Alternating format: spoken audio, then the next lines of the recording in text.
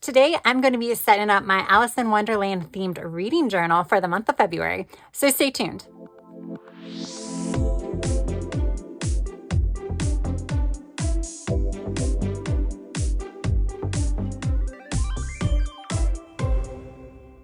Hey guys, I'm Tracy and I want to welcome you back to my channel. I want to thank you all so much for pressing that play button today.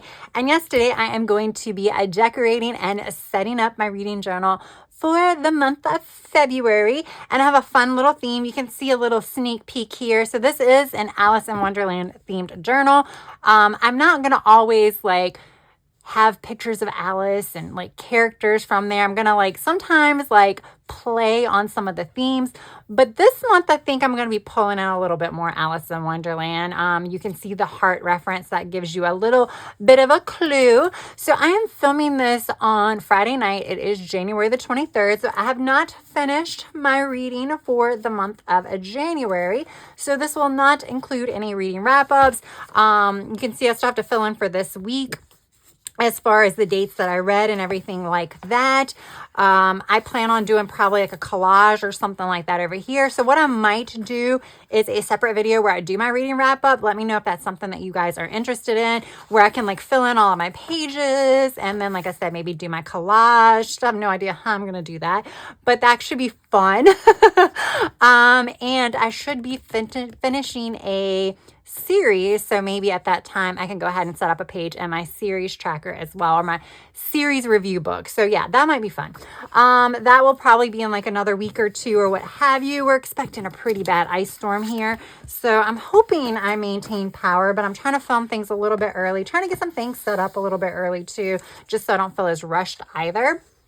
And I was really in the mood to do my reading journal, so let's talk. I am not going to be doing a separate readathon this month.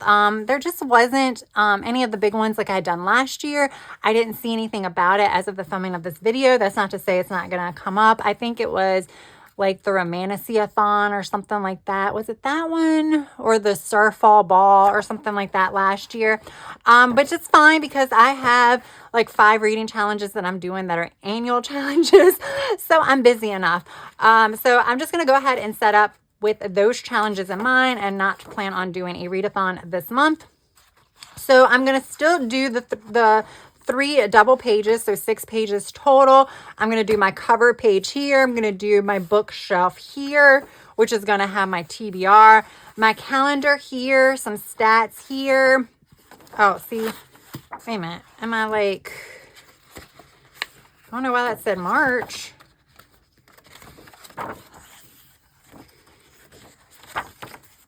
Do I have hold up, because I know I mapped this out at some point. I don't want to run out of, that's fine. It's fine. Because I probably won't be doing full on pages for times I go on vacation and stuff. That just had me worried because I think I had anticipated 6 pages each month.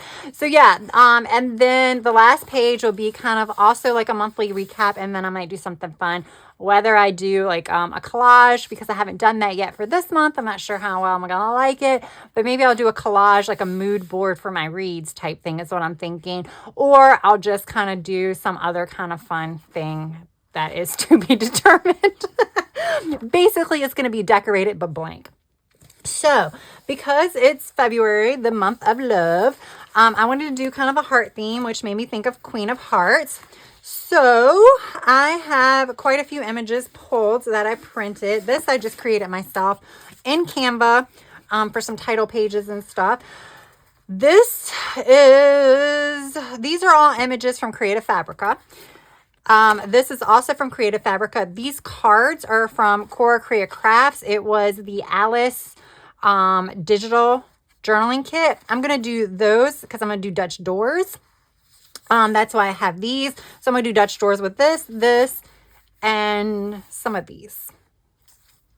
They're not going to be huge, taking up a lot of space, but because I'm doing a 6-page spread, I should have room to do that. So that's going to be the kind of idea for that. I think I'm going to start with the Dutch doors, and then I have some papers and stuff like that for my title page. So yes, I'm going to start with the Dutch doors, and I think I'm going to start in the back and work my way forward. I think So for Dutch doors, what you do is you put something like along the edge of the very last page, and you'll be seeing that design on your other pages because that's what it is. I think these 2 pages might be like the same amount cut off, because I think I'm gonna have things coming out, so that's why it's gonna be cut off. But I think I can alternate it. We'll see. You'll see what I'm saying, because I don't want to lose too much space. But I like the idea of waterfall tabs or Dutch doors in this particular journal because it keeps the month together. As I'm flipping through, I know that this whole month, because it's all cut together, is the month of March. I know, like this one I didn't do it, but I think it'll be easier to keep them all together if I did something like that. We'll see. It's just an excuse for me to do a Dutch door spread. Let me make sure there's only 3. Okay. So for those of you that are new to my channel, then you should know that I like to use stickers and I like to play in my journals, even my functional journals, which I would consider my reading journal pretty much a functional journal because I do capture a lot of stats and I do log everything that I read. Plus I do have a section in the back, which I didn't show you guys. This time I'll probably show it during maybe my January recap where I do my reading reviews. So yes, this is very, very functional, but I like to play in here and I like to be creative. I think all of my journals that I'm currently using are creative journals in a way where I use a lot of different stickers, I use stamps, I use stencils, I use papers, I do waterfall tabs, I do Dutch doors, and all of that fun stuff. So I just kind of want to let you guys know that because this setup is kind of me sharing with you the decorating process of it. Toward the end, I will go over my TBR for the month.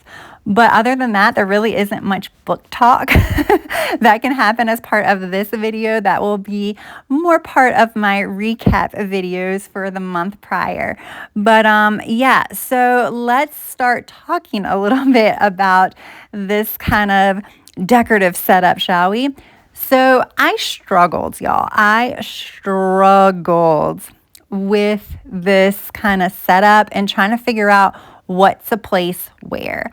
And some of that was due to the limited amount of stickers and clip art and things like that I could find to use for this spread. And I knew going in that the month of February, I was like, Queen of Hearts would be perfect for February. So I was definitely honed in on that for a theme. And that just proved to be very difficult to find images for. All of the Queen of Heart images are so different online. I would have loved to have more kind of actual images of the Queen of Hearts. I think total I have 2 in this entire spread. I have a lot of hearts, but only 2 of the Queen of Hearts. So while I have loved to have more, I was definitely restricted just because I just couldn't find enough online that kind of fit a cohesive type aesthetic. So that was my challenge. And with that, I pretty much had no other plans going in other than I definitely wanted to do a Dutch door type element. That is why I did do some mirrored images of some of the stickers that I have.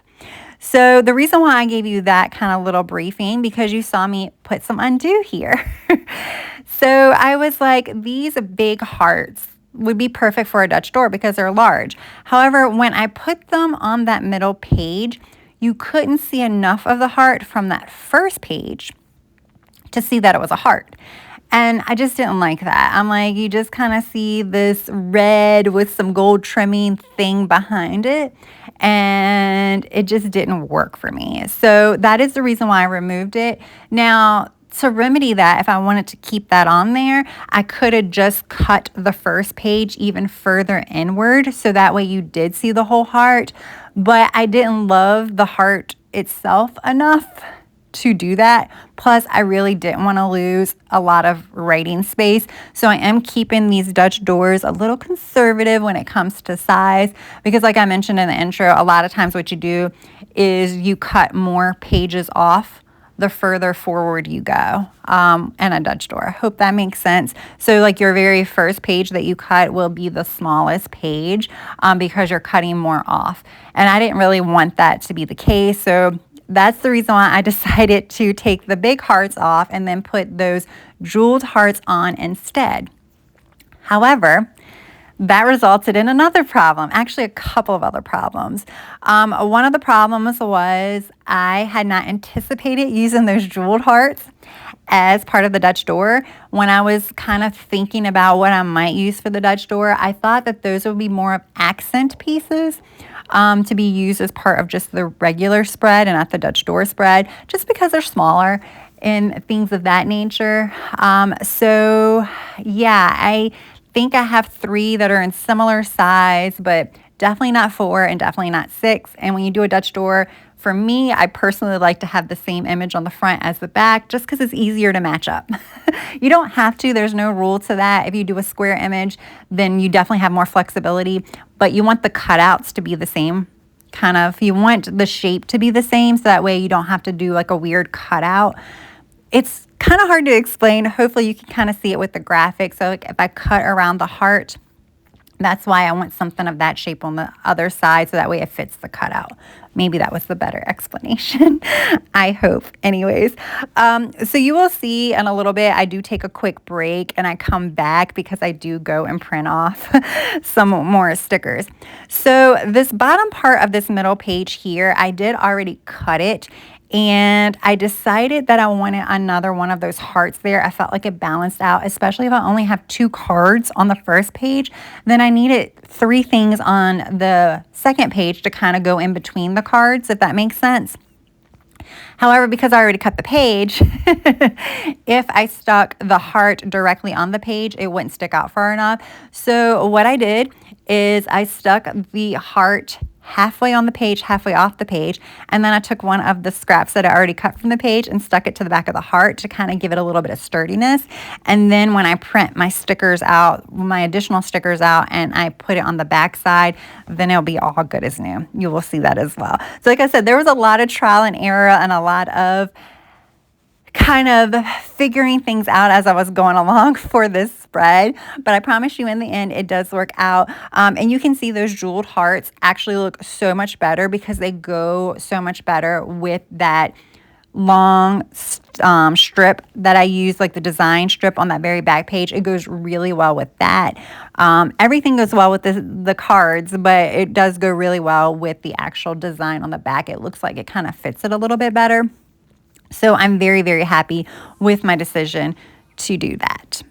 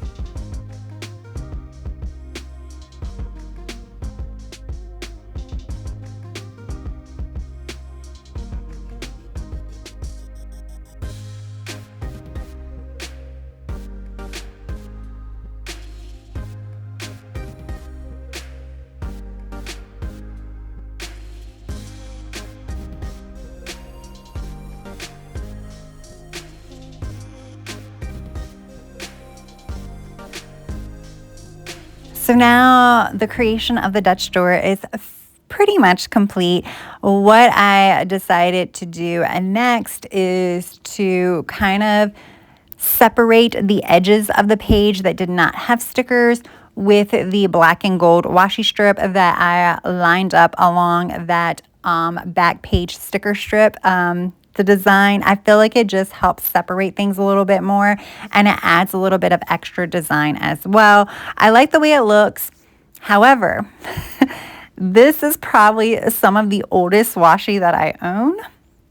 I think it came in a Happy Planner washi pack probably like 5 years ago or something like that. And I think when I bought it, it was probably already 3 or 4 years old because I got it on sale, of course.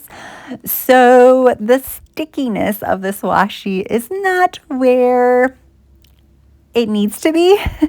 So it it just kept popping up a lot. And we're going to see if it stays. If it doesn't stay, I may just have to go with something that's a little bit more like solid black or something like that. Basically, I want something dark. I went with the black and gold because I don't have anything plain black, but yeah, I needed something dark to contrast the light in there. All right, so let's talk about the cover page now. So going in, I didn't know what I was going to do. I didn't even think about putting that washi strip along the side of the front page as well. But as I did the Dutch door, it needed it to kind of balance things out. So I knew I wanted to use these paper strips. At first, I was going to use the one that was like the heart tree because I felt like that was really cool. But when I put this kind of crazy image of Alice, which I don't know how to explain it. It's almost like a goth Alice or something like that in a way. It's very creepy, right? It's from Cora Korea Crafts, but it's really cool. And because of the hearts, I think it's perfect for this spread. And it fits perfectly between two of those sticker strips. Well, almost perfectly. I had to like cut it down just a tad. And then, the washi adds a little bit of extra space as well. But it really simplified my cover page process because I do like the idea of having just one fully decorated page as a cover page just to put what month we're in, just in case I forget. Plus, it kind of sets up the theme. So I like that as well. I really liked how this ended up turning out. It was much more simplistic than I had expected, which, after my struggles with the Dutch door and changing sticker placement over and over over and over again when I was doing the Dutch door, simplistic was great for this because this took a while because I had to take the break and I had to like print some more things and set up my Cricut, which was not cooperating and things like that. So toward the end of this, I was kind of ready to be done. But yeah, so I was really happy I didn't have to do but so much for this cover page.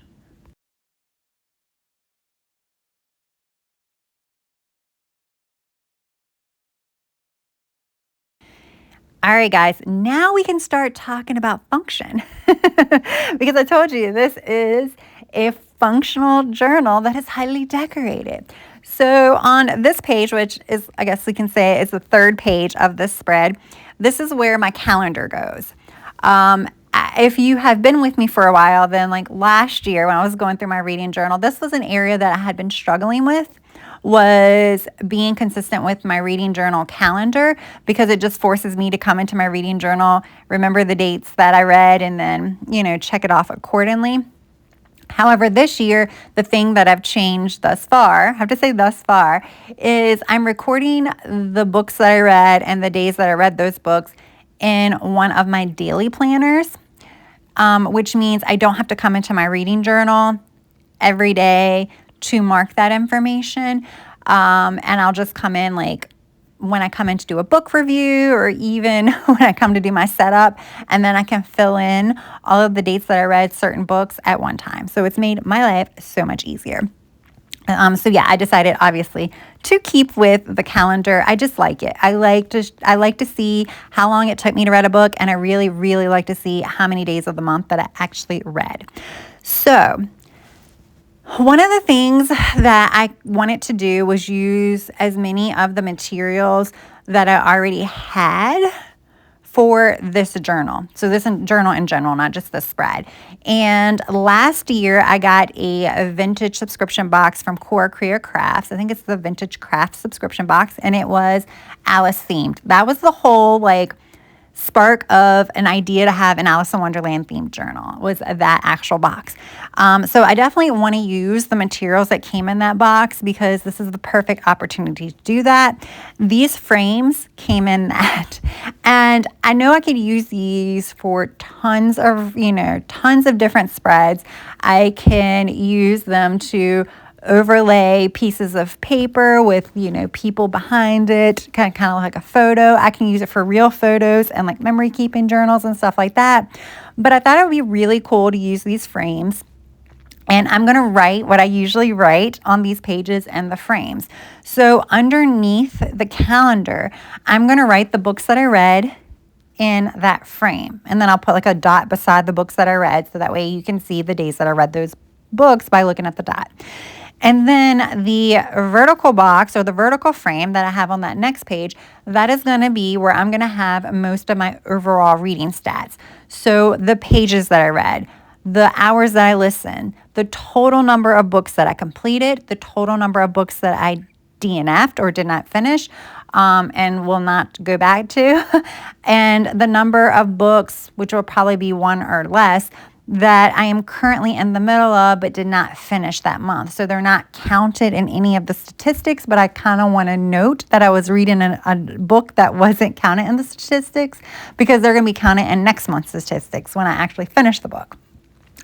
And then some of the other stats that I'll keep in that one long box is how many days I read that month and how long it took me to finish the book. So I am putting that in that frame this month. Last month, I just drew a box around it. Now, the other frame that is on that page that is a horizontal, that is where I'm going to keep the stats broken down by duology, series, and standalone. So I want to know for series, how many series I started, so like new series, how many were continued, or how many books were continuing a series. I'm trying to think of how I would say that. And then how many series did I finish that month? It's just kind of something curious to note there. Same with duology, but duology will be started and finished only because you really can't continue that. It's only 2 books. And then standalone, just I have one stat, but I just like to kind of capture that. I could capture that obviously in a pie chart, but I really wanted to do the breakdown for series, so I figured I would just do it here. That entire inspiration for that came from, is it Biblio? I can't remember her name. It's Monica. She is friends with Joshi Corinne, and Jess with Joshi Corinne shares her reading journal on her YouTube channel, and that is totally where that idea came from. I thought it was a great idea. I love stats, and that was a stat that I really wanted to capture. Okay, so these final 2 pages. So I kind of mentioned how I used this when I was doing the initial setup. So in this first side over here on this left-hand side, this is also taken from Monica. This is going to just be a list of my favorite read, my least favorite read, my longest read, my shortest read. That's not by page length. It's quickest read and longest read. It's how long it took me to finish the book versus how quick. So like the one that I only finished in a day will go there type thing. I think it's very interesting. Some of that is going to be heavily based on the number of pages in the book, but sometimes it's not, because sometimes those short books take me forever to read just because I'm not as into it as I am some of the longer books, which I might finish in a day or 2. So yeah, that's why I like to capture that. I also like to capture an honorable mention for that favorite read, so like probably like my second favorite read, and then I want to capture the book that I was most anticipated, or I was really excited about reading when the month first started. So that's the other one that I want to mark here, because it might end up being my least favorite, even though it was my most anticipated. So I thought that was a very, very interesting kind of thing to capture. And then the right-hand side is going to stay fairly blank, you know, with the exception of a few decorative stickers, because that is where I'm going to do my end of the month kind of, I don't know, like I said, it might be a collage, it might be something else. Okay, now we're going to talk about books, y'all. Finally, we're going to be talking about books in my reading journal video, which means we're going to be talking about my TBR. All right, so I'm doing the same setup I did for the month of January. I am drawing in some books here. We're going to put them on a bookshelf and kind of go from there. I like the way this looks, so that is the reason why I'm going with it. I have been coloring it in with colored pencils, which I have learned is the way to go over my Tombos, because it gives a much more kind of uniform look, where my Tombos, you can see the lines through it as you start and stop and things like that. So what I do for the top shelf, at least right now, those are books that are going to fulfill a challenge. So I do a horizontal, kind of 2 horizontal lines on each of the book spines, and that is where I write the challenge. And then I color that in a different color. Again, you will see that when we do the full flip through for the month of January. So let's go ahead and start talking about these books now. So for the Aldea, Adventures in Aldea year-long reading challenge, it was a book that is on the top shelf. And I'm going to read Magnolia Parks. That has been on my TBR forever. So thank goodness it was on the top shelf.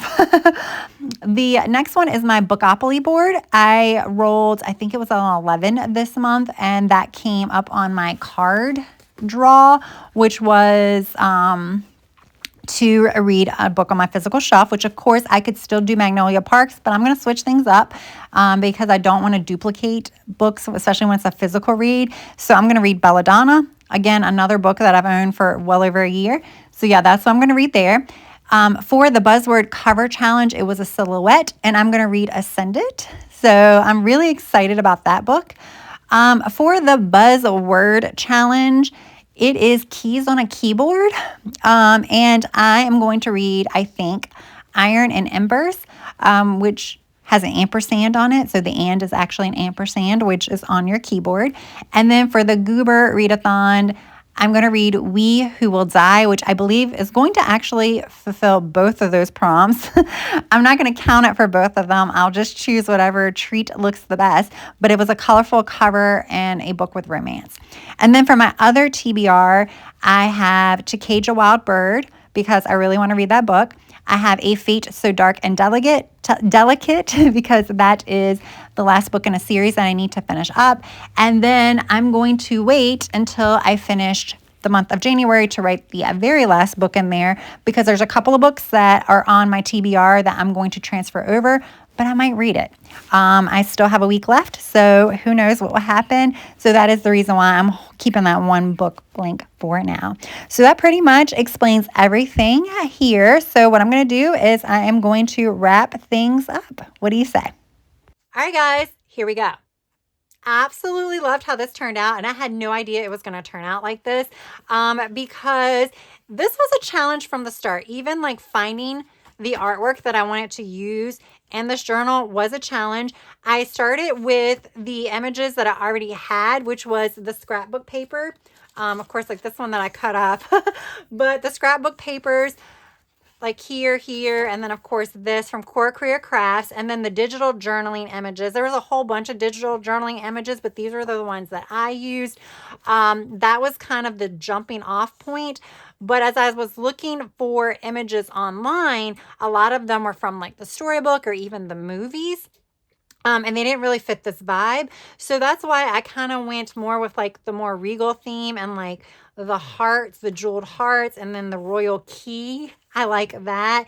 So yeah, that's kind of the route that I went to kind of supplement these. I had no intention. I was going to cut her out and like combine her with this. I'm so glad I did not do that because this looks so good. I absolutely love how this looks. This washi is going to drive me insane. I doubt that it's going to stay put just because it's really old. It's on its last leg. But everything turned out in the end, even though I had to stop and print some more images because I decided to use these for the Dutch doors and I didn't make enough for the Dutch doors. That caused a little bit of a delay. So this was a pretty long process, but I'm really glad I was able to use a lot of the pieces that I had from my Cora Career Crafts Alice vintage subscription box that I got last year. So that was really nice. I was able to use some of those things. And yeah, I love how this turned out. I really, really do. This is so fun. So, yeah, I hope you enjoyed this video. It was a little questionable at times. I know at the beginning, y'all were probably shaking your head and wondering how this was going to turn out. But in the end, there we go. So trust the process. Trust the process. It will finally work out in the end, right? Maybe not, but if not, it's a learning experience, right? All right, guys. If you enjoyed this video, please press that like button. And if you have yet to subscribe, I hope you would also consider subscribing to my channel. I think I'm going to do a video doing my wrap up for the month of January. So definitely be on the lookout for that. I also have to finish my reading journal from 2025. I have not gone in and updated and done all the final stats and stuff. So I will probably also be doing a video of that coming up soon. All right, guys, thank you so much for taking time out of your day to watch this video, and I hope you have a good rest of your day, evening, or night. Until next time, bye.